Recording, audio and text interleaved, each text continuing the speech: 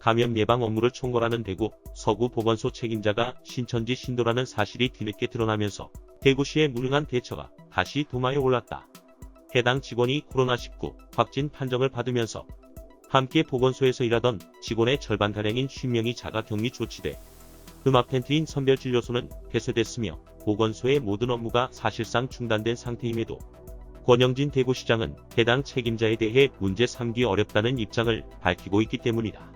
그러면서 권영진 시장은 그분이 해당 직무를 맡고 있었던 것은 결과이고 그에 앞서 그분이 신천지 신도였을 뿐이라며 24일 정례브리핑에서 덧붙였다. 권 시장의 선을 넘은 신천지 책임자 비호는 한술 더 떠. 그 책임자가 지금까지 검사를 받지 않고 숨어 있었다면 종교도 확진 여부도 알지 못했을 것이라며 쉴드치기에 급급했다. 250만 대구 시민의 안전과 생명을 책임진 시장이라는 사람이 코로나19로 인해 대구가 재난 상황에 봉착했는데도 너무 안이하다는 비판이 높다.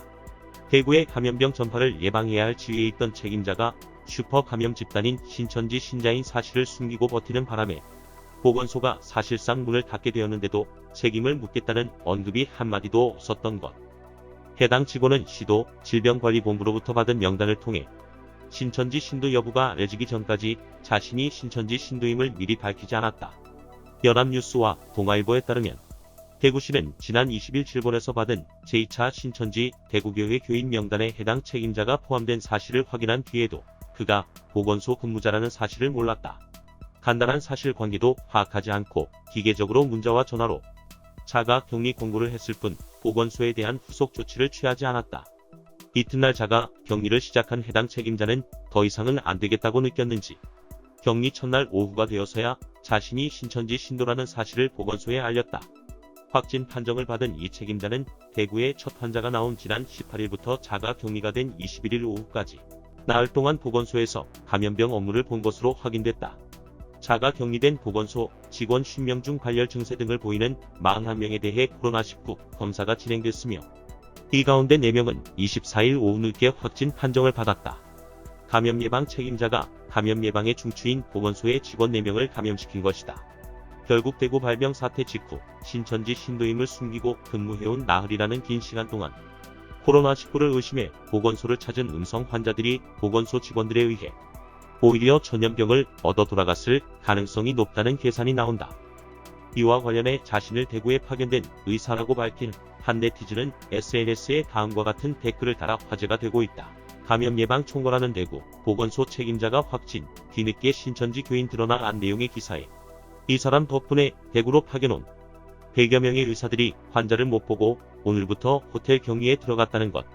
MBC가 팩트체크에 나선 결과 실제로 해당 책임자뿐 아니라 보건소에 근무하는 전문의와 선별진료소에 파견된 공중보건의 7명, 보건소장까지 모두 격리됐다고 한다.